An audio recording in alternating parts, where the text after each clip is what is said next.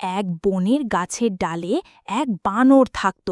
সে ছিল চঞ্চল, খেলাধুলায় ভরা, কিন্তু একটু দুষ্টুও ছিল। বানর সারাদিন লাফালাফি করে অন্য প্রাণীদের বিরক্ত করত। কখনো হরিণের ফল নিয়ে যেত, কখনো কাঠবিড়ালির বাদাম ছুঁড়ে মারত। প্রাণীরা ওকে এড়িয়েই চলত। একদিন সকালে বনেই এক ছোট্ট রঙিন পাখি নতুন বাসা বানাতে শুরু করল। পাখি খুব যত্ন নিয়ে শুকনো ডাল, ঘাস আর পালক জড়ো করছিল।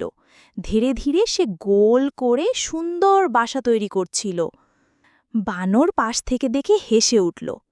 এই পাখি, তুই এত কষ্ট করছিস কেন? সারাদিন মজা করলে কেমন হয়?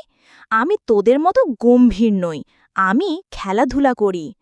পাখি শান্তভাবে উত্তর দিল, বন্ধু, মজা ভালো, কিন্তু জীবনে আশ্রয়েরও দরকার আছে। আমি আমার পরিবারকে রক্ষা করার জন্য বাসা বানাচ্ছি। বানর হেসে বলল, ও সব কিচ্ছু লাগে না।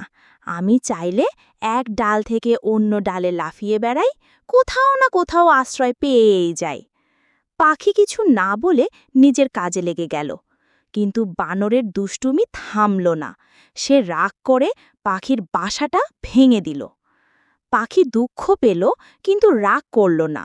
সে শান্তভাবে বলল, কোনো কাজ ধ্বংস করা সহজ, কিন্তু তৈরি করা কঠিন। তুমি যদি সাহায্য করতে, তাহলে এই বাসা আমাদের দুজনেরও কাজে লাগতে পারত। বানর তখন হেসে হাসতে চলে গেল। কয়েকদিন পর হঠাৎ বনে প্রবল ঝড় শুরু হলো। বড় বড় গাছ দুলতে লাগলো, ডাল ভেঙে পড়তে লাগলো। সব প্রাণী তাদের আশ্রয়ে ঢুকে পড়ল।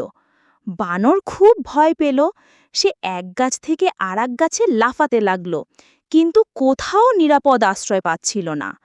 হঠাৎ সে দেখল পাখির তৈরি নতুন বাসা বাতাসে দুলছে, কিন্তু মজবুতভাবে গাছে আটকে আছে। পাখি তার ছোট্ট ছানাদের নিয়ে নিরাপদে ভেতরে বসে আছে।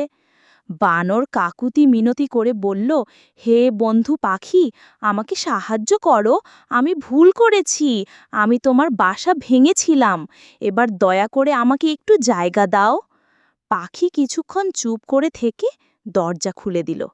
সে বলল, তুমি যদি সত্যিই পরিবর্তন করতে চাও, তবে আসো, এই ঝড় কেটে গেলে তুমি আর কখনো কারো কষ্ট দেবে না।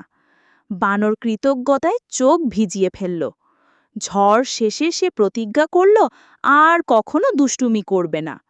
তারপর থেকে বানর আর পাখি একসাথে সময় কাটাতে লাগল। বানর ছোট প্রাণীদের রক্ষা করতে শিখল, তাদের খাবার ভাগ করে দিল, আর পাখি শিখালো কিভাবে পরিশ্রম করলে কঠিন সময়েও টিকে থাকা যায়।